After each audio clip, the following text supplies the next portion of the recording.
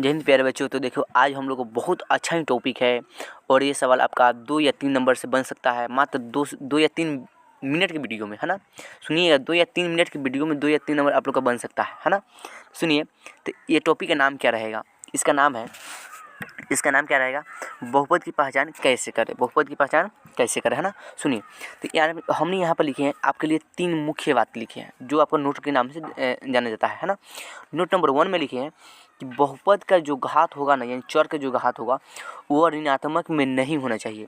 Number 2 में लिख दिए हैं कि चर का जो घात होगा या चर होगा वो बटा में नहीं होना चाहिए। चर का घात या चर बटा में नहीं होना चाहिए।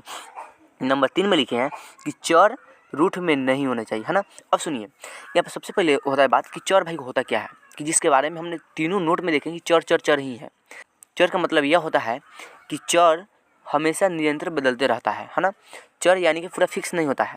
जैसे में इसको हम लोग अधिकतर बोलते हैं एक्स से बोलते हैं कि एक्स का मान 2 ले लो। क्या यहाँ पर एक्स का मान बदला कि नहीं बदला, और यहाँ पर एक्स बदल के क्या हो गया, 2 हो गया।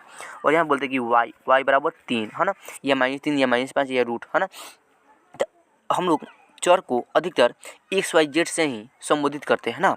अब सुनिए, तो चर का अर्थ क्या होता है कि जो हमेशा बदलते रहता है उसको हम लोग क्या बोलते हैं, चर बोलते हैं ना।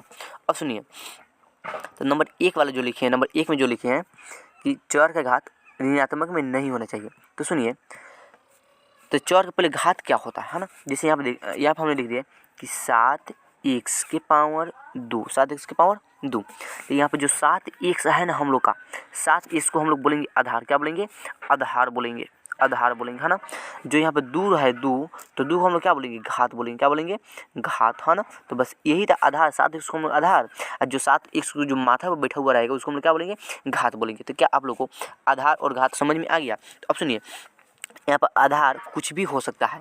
यहाँ पर जो थी आधार घात है आप लोग घात जो है यहाँ पर 2 लिखे हैं ना, तो जो 2 की जगह पर कुछ भी हो सकता है, -2 -5 -6, है ना। तो जो माइनस में रहेगा वो मेरा बहुपद नहीं होगा, जो प्लस में रहेगा उसको हम क्या बोलेंगे, बहुपदीय होगा, है ना। अब सुनिए, जैसे में यहाँ पर लिखे हैं, जैसे में हमने यहाँ पर ए नंबर में लिखे हैं कि 5x² प्लस 4x प्लस 5, क्या ये मेरा बहुपद है कि नहीं है। तो देखो, नोट जो तीनों है, तीनों को पहले बात को पहले सुन लो, समझ लो, और फिर इसको नंबर 1 में आना कि क्या नंबर 1 में बोल रहा था कि चर के घात माइनस में नहीं होना चाहिए। तो क्या यहाँ पर जो पावर 2 है क्या वो माइनस में है? नहीं ना, चर के घात माइनस में नहीं है। चर का घात बाटा में है क्या? एक्स वाई वाला बाटा में है? नहीं ना, यहाँ पर सिर्फ एक्स है, तो क्या ये बाटा में है? नहीं ना है। क्या चर रूट में है? तो यहाँ पर रूट वाला कोई चर्चा है ही नहीं, इसलिए मेरा बहुपद होगा। क्या होगा? ये बहुपद होगा। नंबर बी में भी देखेंगे कि 3x² प्लस √3x² प्लस 6, क्या यह मेरा बहुपद है कि नहीं है। अब देखो, तो यहाँ पर 3x² प्लस √3x, कौन x? 3x। अब देखो, तो यहाँ पर जो रूट है ना, तो रूट में सिर्फ 3 ही है, बल्कि x² रूट में नहीं है, इसलिए मेरा यह भी बहुपद होगा। नंबर 2 भी बहुपद होगा। अब ध्यान दीजिएगा क्वेश्चन नंबर सी में, और क्वेश्चन नंबर सी में लिखे हैं कि 4x² क्या है, 4x² प्लस 2/3x अब प्लस 7। अब देखिए, यहाँ पर 4x² तक ले हम लोग को बहुपद दिखाई दे ही रहा था, लेकिन जैसे यहाँ पर 2/3x, कौन है? 2/3x। अब यहाँ पर बाटा में क्या आ गया? 3x आ गया। तब मेरे बाटा में अब चर आ गया कि नहीं आ गया? क्या नंबर 2 हम लोग को क्या संकेत कर रहा था कि चर या चर के घात बाटा में नहीं होना चाहिए, लेकिन अब यह मेरा नियम 2 का अभी विरोध कर दिया, इसलिए मेरा बहुपद अब यह नहीं होगा, है ना। अब क्वेश्चन नंबर हम लोग डी में देखेंगे, और क्वेश्चन नंबर डी क्या बोल रहा है कि 7x² प्लस √2x प्लस 6, क्या ये मेरा बहुपद होगा कि नहीं हुआ। क्वेश्चन क्या था कि 7x² प्लस √2x अब प्लस में कितना 6। अब देखिए, √2x, अब दोनों को अब ये रूट में ही है, रूट भी 2 भी यहाँ पर रूट में है और x भी रूट में है ना। अब देखिए 7x² यहाँ तक तो खैर मेरा बहुपद है ही है, क्योंकि यहाँ पर चर के घात न माइनस में है, न रूट में, न बाटा में है।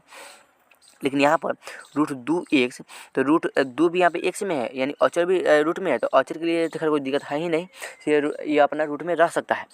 लेकिन यहाँ पर चर भी मेरा रूट में चल गया, इसलिए मेरा बहुपद अब नहीं होगा। तो क्या क्वेश्चन नंबर डी मेरा बहुपद नहीं होगा। चलिए, आप लोग इतना जो हमने जो 3 जो नोट में बात लिखे हैं, यदि आप लोग इस नोट 3 को उतार लेते हैं, नियमन से पढ़ लेते हैं, ध्यान रखते हैं, तो आपका बहुपद पहचानने में थोड़ा भी दिक्कत नहीं होगा। तो बहुत बहुत धन्यवाद। ठीक है, मिलते हैं नेक्स्ट वीडियो में।